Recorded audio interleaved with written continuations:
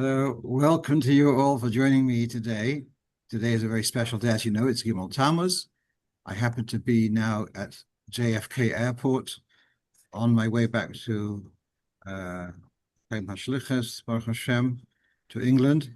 And I want to, first of all, thank our sponsor for tonight, Reb Pinchas and Mrs. Sarah Rabin, in honor of a newborn great-grandson born yesterday. That's born to Reb Mendel and Shana Rosenblum, who are in Cincinnati. And the grandparents are Reb Yisrael David and Chava Shira Rosenblum, are shluchim in Livingston, New Jersey. Right, so now we're going to go al Seder, so whatever we can do. And so the first question we have is, well, something slightly... This is a final boarding call for American Flight 4767 to Columbus to gate 44. Here's the story, the following. I was now in Los Angeles, and he speaks Hebrew Havara, and he's looking at the word kol atzmoti te'amarna, and he says there's actually something very interesting, that usually, if you speak in a Sephardi accent, you pronounce the word kol as in komatz. So those Sephardim tend to take the komatz and pronounce it as patach, but in komatz there's two forms of komatz. There's a komatz godel and a komatz koton. Komatz godel is the more prominent one, and that's the one the Sephardim pronounce as a patach. Komatz koton is diminutive from choilom. So the word koil, when it's less stress, is going to be brought down to kol. And so kol davar. So Sephardi would say kol davar because the word koil is reduced to kol. And that's a komatz koton, therefore it's pronounced, even by the Sephardim, it's pronounced o rather than a. Now, so in the words kol atzmoti te'amarna, this is an exception to that rule. And it's written kol with a komatz, and yet it's pronounced kal as a komatz godel. Just another little rule about this. Like ace and s, how does the Balkoider know when to pronounce ace and when to pronounce s? So the rule is, if it has its own trop, it's ace. If it hasn't got its own trop, and it's joined to the following word, then it's s. And the joiner to the next word is called a makaf in Hebrew. And the same thing with koil and kol. If it would have a makaf, which means it connects it to the following word, it's kol. If it doesn't, then it should be koil. And therefore, that's for us, the Ashkenazim, well, it's koil and kol, but the Sephardim, they would pronounce it, as I said, kol davar. Here, as I said, here's an exception, which he pointed out to me, was news to me. I wasn't aware of this. And on the bottom of the screen, you have here from the Minchas Shai, who researches all through the Tanakh, these Diyuke Halocho, and he picks up on this and he says, Kol atzmoti, two comments in. There's two comments in Tanakh, B'ta'am, B'Kriah. So we've got twice this phenomenon that it's spelled, has a tam, and still it's pronounced komatz and not choilom. He brings a posuk from Mishlei, and the posuk over here, kol atzmoti. So what's interesting is that in the Torah or Siddur,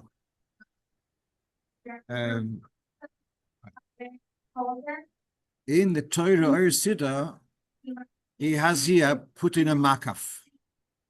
As you can see, where I'm pointing to on the screen, kol atzmoti. And possibly that was just because he's not familiar with a kol without a makaf. But that's inaccurate. As you should see, the original Alter Rebbe's Siddur is printed, it's written a kol atzmoti without the makaf, and also in the Tilas Hashem Siddur, as you can see, it's written without a makaf. And that's, as I say, this is quite unique. There should be the word kol rather than koil, and it does not have a mak after the following word. Um, if you know what I'm going to do, I think I'm going to go into a lounge here, and instead of having all of these announcements, because it's very disturbing. So give me 3 minutes, and I'll be back with you. Okay? Thank you. Leila Parker, Tiffany Parker. Si escuchas su nombre, por favor, identifíquese como representante de Leila a la puerta número 5.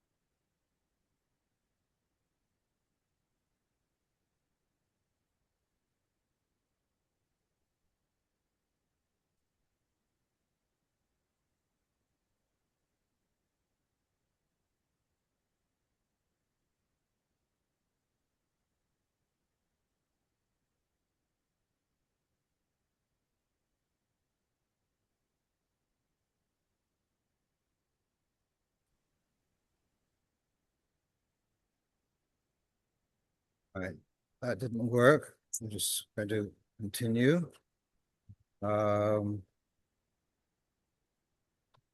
Sorry about all of this.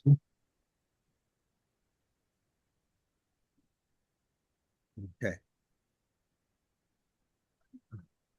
So it looks like recording's working. Okay, I'm going to move on. So the second question is whether someone who's traveling. Oh, so here how the question came my way. A shliach somewhere in Europe, he has a group of students who are Israeli, and it came Shavuos. They decided they're going to keep one day. So that's not the discussion. Because they kept one day Shavuos, therefore on Shabbos they read Parshas Nosa, and therefore they are like Eretz Yisroel, one day ahead. So it came last Shabbos or last Friday. He asked me, can he have an Aliya in their minyan? Now he's doing Chutz La'aretz, but he doesn't have another minyan other than this Israeli minyan, which is one parsha ahead. They're doing Parshas Korach, and he's on for Shlach. So we look over here. This is on the Sefer Yom Tov Sheni, and he says on these Shabbos where there are differences between Eretz Yisroel and Chutz La'aretz, and Eretz Yisroel can have an Aliya in Chutz La'aretz, and Chutz La'aretz can have an Aliya in Eretz Yisroel, whether it's Shachris or Mincha, and also Eretz Yisroel could be the Bal Koire for Chutz La'aretz. Chutz La'aretz can be a Bal Koire for Eretz Yisroel. Now he's not talking about our situation. He's talking about a Chutznik who goes to Eretz Yisroel, or Eretz Yisroel who comes to Chutz La'aretz. But I think the svara would be the same, because you see what his proof is. He quotes here from contemporary Sefer Kinyan Torah. He says the following: we see that if for whatever reason one Shabbos Krias haTorah was omitted, so then you can do Krias haTorah the next week. You can make up for last week, etc.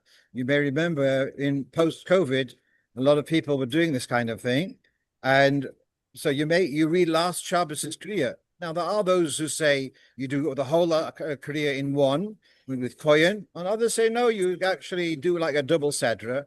And the point which he's saying is, since you see that you can read last week's Sedra this week, if so, ein leparsha zoi shaychus dafka l'Shabbos zoi. So then we shouldn't see that the parshas have got such a strong connection to this week's dafka to this week. It's a little flexible on that. That's the point which he's making, and therefore the same thing would apply in our instance. That it's not such a rigid relationship, and therefore it's okay for this Ingeman. He wanted, especially Shabbos before Gimel Tammuz, he wanted to have an Aliya. So I got back to him and said it's okay. All right, here's another shlichus shaila, and that's the following. He's somewhere in Eastern Europe, and the situation there is, if they use the water supply to fill up the mikvah in an efficient way, well, it cuts off the water supply for the rest of the house, the rest of the building. They're an apartment building, and if they're going to just start gushing water, the neighbors are going to start complaining. So he's asking, could he turn on the tap to fill the mikvah? Someone who needs the mikvah, I think it's a Shabbos or Sunday, I'm not sure, but it'll take time. Could he turn on the tap on Shabbos? So there's two questions here. One is about heating the mikvah, and the other one was about filling it with water. So the heating, he said, it's easy for him to set the mikvah, that the heater, that is not going to get Yad Soledes Bo. So the water's not going to get hot. It'll be warm, and that's not a problem. If it's definitely not going to get more than warm, that's not a problem on Shabbos. What do you have then? The problem of, are you allowed to open the tap to fill the mikveh? So here we all understand that mikveh is a tzorich mitzvah. Does tzorich mitzvah justify doing a non-melacha, just doing a hachonah? And here you have on the screen, you have from the Alter Rebbe's Shulchan Aruch, Siman Kuf Gimel, if I'm not mistaken, in Hilchos Yom Tov. And it says that you're not allowed to do malacha. They're talking about Yom Tov Rishon to Yom Tov Sheni, and certainly from Yom Tov or Shabbos to Chol. Yeah, you wouldn't be allowed to do preparations. And he gives an example of rolling the Sefer Torah, that it's important to roll the Sefer Torah in advance of Krias haTorah, but you wouldn't be allowed to roll the Sefer Torah in Yom Tov Rishon for Yom Tov Sheni, or even on Friday for Shabbos, even with Ne'ev Tavshilin. And so you have here very clear that tzorich mitzvah does not override the Isur b'Hachonah mikodesh l'chayil.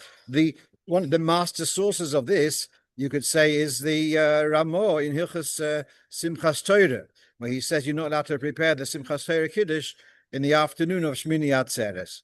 So even if there may be, it's a mitzvah, and still you don't have a heter, so to do an effort on Yom Tov or Shabbos for after Shabbos or Yom Tov, that's not okay. So what I did suggest to him instead, if you open the tap before Shabbos on a very low flow, then when it's so little flow, it likely will not affect the neighbors. And by the time the end of Shabbos arrives, you'll have a substantial amount of water in your mikvah. I'm going on to the next question, and that's about AI. And that's becoming more and more common. And here's the question. Yeah, I'm sure many of you had experience contacting a company, and there's a answer phone, starts asking questions. This, that, whole harichas. And obviously, it's not a human being there, but they ask you all these questions, and eventually they give you some kind of guidance, perhaps, or not. But so you've got companies which provide this AI secretarial service, and are you allowed to use such a company on Shabbos? Which means that if someone calls your company's telephone number or a website, there will be a machine answering. It won't be a human. Now, if it's be a human, you have a problem with Amira Nachri. Is it okay for a machine to do the answering?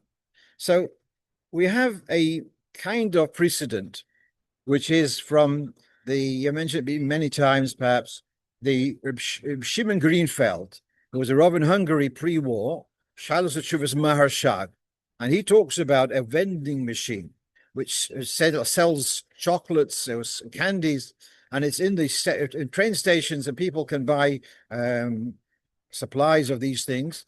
Is it imperative to close them down for Shabbos? Could they stay open?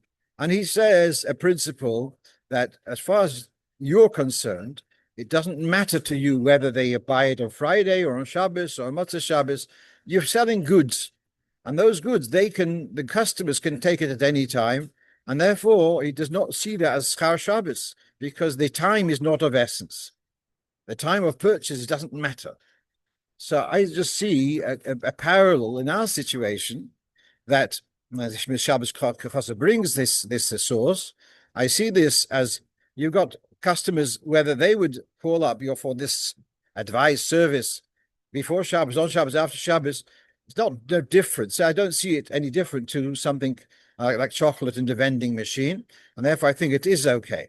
Then one thing leads to another. What about, is a Yid allowed to be providing this service? And the way this service works is that if I provide this service, and you've got a business, and you hire my services, and any customer of yours calls up, so I've provided the secretarial services for 2 minutes, for 5 minutes, whatever it may be, I will charge you per minute for your customers using this service.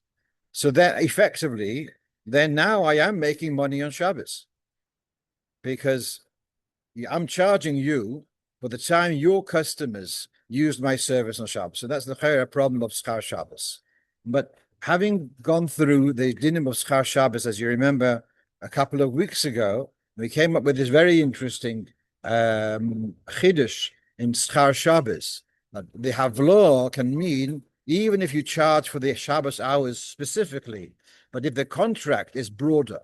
If you remember, there was someone who was doing research and producing articles, and he includes Shabbos hours, but the havlo is he can't just charge you for those minutes. He's providing, in this case, he's providing a secretarial service which works 7 days a week, let's say, and so the fact that some of that time happens to be on Shabbos is chargeable for Shabbos, but it's not that you're charging just for those minutes on Shabbos. It's part of an overall service, and therefore I think it does qualify as havloa, and it should be permitted to provide the service and charge accordingly. Let's go on to our next question. So I find a young fellow who, well, it's probably in his 50s actually by now, and his parents, father's post 90, mother is probably not too much younger, and unfortunately is not really managing to care for himself, and so needs to have a carer. So the son asks me, is it okay for him? He's actually planning to sell. He owns a home in one place, he's planning to sell it, and I guess he's expected to have a profit on that. He didn't ask me on advice how to calculate profits when you sell a house. I think it's very complicated cheshbon to do but that's not the question here. He's asking, can I use Maaser money to to provide care for my parents. Now, there is a lashon which we learned not long ago in Gemara Kedushin, that tovoi me'ero lemisha machil oviv ve'imoi maaser sheni, maaser oni. So we have an idea that Torah has given us a mitzvah of maaser oni, and once in 3 years, a tenth of the harvest is going to be dedicated for the poor. And if you want to give, you're going to give your parents, you're going to feed them for your money for the poor. So that, in a way, is quite disgraceful. That your care for your parents. Oh, they're like schnorrers, and I'm going to give them from my Maaser money, for my Maaser. So, despite that, you can see here on the screen a contemporary sefer Tzedakah Mishpat from Rav Shai Yaakov Bloy, and he says that it is included in tzedakah, providing for parents who are poor, and you're providing them, that justifies its tzedakah. They take precedence over other poor. Then he has here in the notes, he quotes here from Rav Wosner that when it says Tovi Me'ero, that's talking about with the curse. That's when you have mamash Maaser oni, a tenth of the grain, which is mamash. That's Maaser oni. To use that is considered disgraceful and disrespectful to his parents. But if it's money, Maaser Ksofim, so he says Tovei Olav Brocha, he doesn't see the issue of disgrace so much, or at all perhaps. So I did say to this young fellow, yes, wonderful that you're ready to take that responsibility, and it should be L'Erech Yom Rishon and Tovis to look after his parents with his Maaser money. And right, let's now go on to our next question, and that is about a woman who comes to shul on Shabbos, and she did not come on time, she came late, and so the minyan are on for Musaf, but she hasn't davened Shacharis. Should she daven Musaf with the minyan, or should she do Shacharis? Now, what you have on the screen, as you can see, it's a contemporary sefer called Halichos Beiso, by someone called Reb David Auerbach, and it's a sefer dedicated to mitzvahs, chiyum mitzvahs, halachas for women. And he says the following, that whether a woman has a chiyuv to daven musaf is debatable. Now, what's the background? When there's a discussion about whether women have a chiyuv to daven bichlal, so the Gemara says, Gavri tefillah rachmehi, Gavri boyachayai, Enoshe loy boyachayai. Tefillah is asking for Hashem's compassion. And men need to have Hashem's compassion. Women don't need to have Hashem's compassion. That's how the Gemara dismisses the notion that women shouldn't have a chiyuv to daven. So women do have a chiyuv to daven. The way it's presented in Alter Rebbe's Shulchan Aruch, primarily that a woman has a chiyuv to daven Shachris and Mincha. Then he says, but there's also, as we know, a minhag ha'olam that women just say birchas. So if they're very pressured with their family, looking after the family, they say birchas hashachar, shema, etc. Oh, he doesn't mention about shema, but that's the minhag ha'olam, right? But musaf is not bakoshes rachamim. Musaf is about bringing korbanos, extra korbanos for the Yom Tov or for the Shabbos or a Chodesh. So that it's not. That's the argument that musaf is, since it's not begeder rachmei, it's praise and talking about korbanos. Therefore, women should not be chayobes to daven musaf. Others disagree, and they take the view that the women are equally chayav to daven musaf, like shachris, no difference.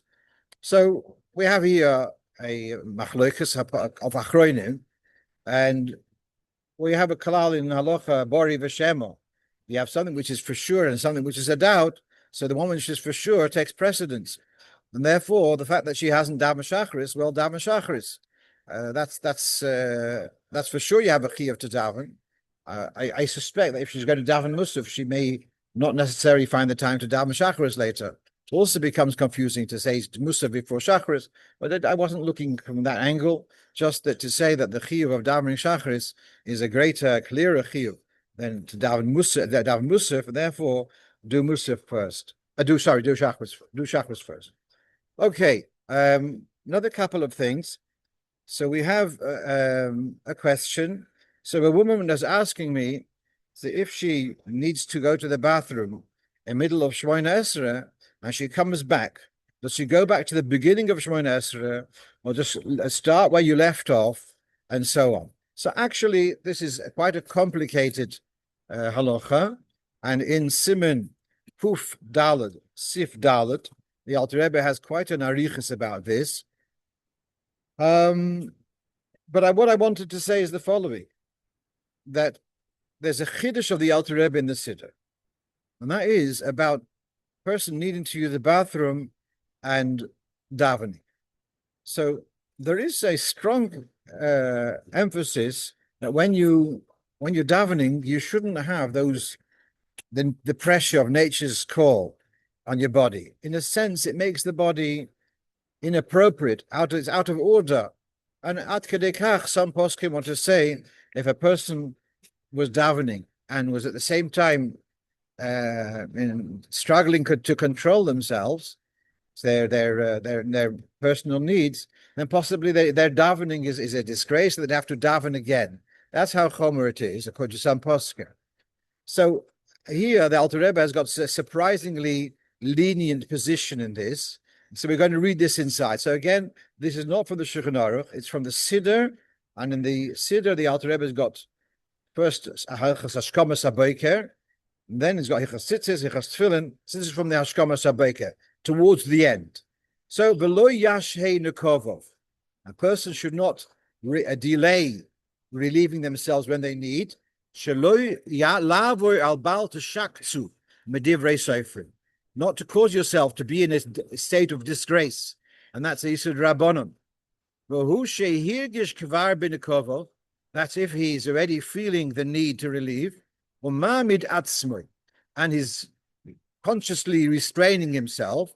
That's when that state of restraint would be a kind of disgrace for the person, and therefore he's in a state of midrabanon of Baltashaksu. Baltashaksu is the pashtus, the rice is about shirotzim, eating insects. But about the shaksu medivrei sofer includes being yourself in a despicable state, where he says if you've already felt the need to relieve and you're restraining yourself, you're over about the shaks. Ach lo yemidu divreihem v'mokoim kvoid habrius. But if having to relieve yourself would be compromising your self-respect, so then you're allowed to restrain yourself until you find you're allowed to restrain yourself until you find a discreet place. So that's generally that nothing to do with davening. Even when it comes to davening, to have to interrupt your davening to go and relieve yourself, even if you're in the middle of Shema, you don't have to really stop to relieve yourself. He goes more than that. So from Baruch She'omar, where we're not allowed to be mafsik, where the Ashkenaz or Sfarad makes no difference, and Baruch She'omar is the beginning of Sukkot Dedim, where you can't interrupt. So he says, Ein lahafsik, if you are able to control yourself, that the 15 minutes, whatever, will take you till you finish Shemona Esrei, you could restrain yourself.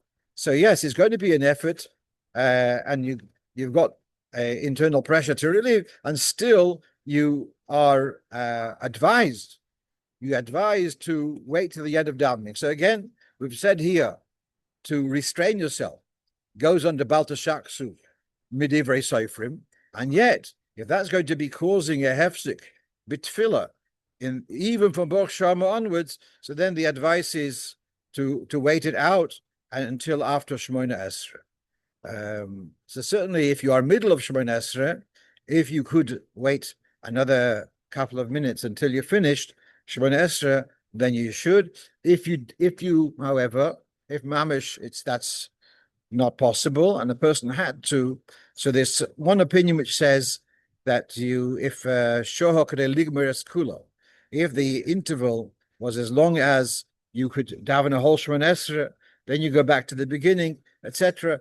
I saw as three opinions.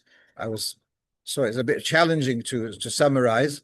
So therefore, I'm giving you the address. And Baruch Hashem, now you've got the Shulchan Aruch also in English translation. So that's in chapter Siman 104, and it's paragraph in Sif Daled in chapter 4, and paragraph number 4, you have a detailed discussion. Now, perhaps I would like to revisit the discussion we had last week, and also was in an airport, but hopefully this is a little bit better today, about the package which arrives at your doorstep, and to explain it perhaps a little clearer. So we have here a Easter to carry from Reshus Hayochid to Reshus Hayochid, unless there's an aid of combining those two Reshuyos.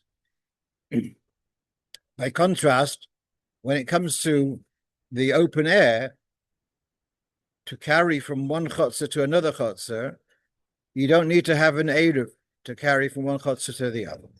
Now, so let's read from halfway down the page. Here, this is Shin Ayin Beis Sif Aleph. Kelim sheshovsu be'achas mishuyos elu.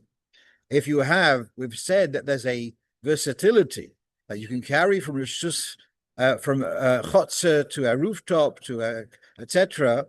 That versatility is from chotzer to chotzer, yes.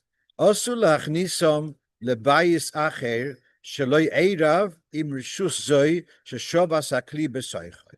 So the example I had last week, I have a garden chair in my back garden. I want to pass it over the fence to my neighbor, my back to back, I don't have an eruv with. That is legitimate, because in the open air, or to pass a ball from my garden to their garden, that's legitimate. But then to take that garden chair into their house, and to take that ball into their house, that's not allowed, because the compatibility of chotzer lechotzer is only for chotzer. But chotzer to bayis, it's no longer compatible. That's this halacha. So that's very, very interesting that you have I've passed the ball over the fence into your garden, and between your house and your garden, you never think of there's any objection of any restrictions. And this is telling you, yes, between your house and your garden, there is there is an objection for something which wasn't in this area. So then let's read this further. Let's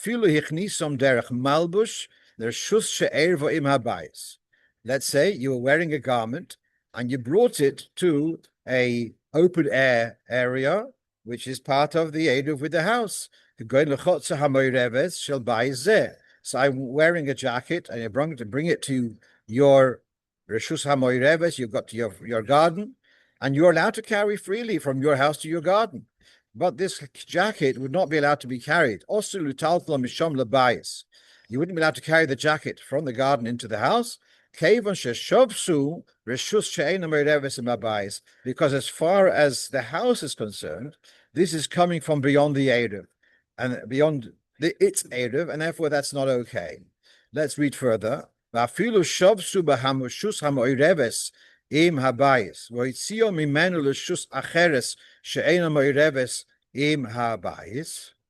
it was in this reshus, and now it was taken to a different reshus. So it was in my front garden, taken to your front garden. Also, unless, okay, right. So that's this halacha. Someone asked me, when the usage of the Alter Rebbe's Loshen, he says, L'chotzer mo'ireves. Is there a difference between mamish, a private chotzer, or a chotzer mo'ireves, where there's several neighbors sharing one chotzer? My impression is there's no difference, but I could be wrong on that. And that will have to leave for another time. Meanwhile, thank you for joining us. I know it's Gimel Tammuz, and many people are going to Farbrengens. I joined in a Farbrengen last night. Baruch Hashem. If I could just share, the line today is like, it's mamish like a conveyor belt. You don't have time to stop. You have to, and you have just like 60 seconds by the oil. But the mashpia for bringing last night, he says this is a different thing. You can go to the oil the day before, or you can go the day after. But that's not the same as going by Yom, the special thing about the yard side being the special mile of a yard side. He said another very beautiful idea, how go to other Kivrei Tzadikim, but here this the Arabe, he's waiting for us, he's got a Krias for us, and he's looking, he's welcoming that we should come there and give us the brachas on this very special day. So we should be Zvaduyas Peilos, and wish you all also a good Shabbos and Mesorah Teves. We should see Surah Hagula, and we should see all the Shleimer, Mashiach Tzidkenu, Dor Lamata Me'asar Tzvachim, Paltov.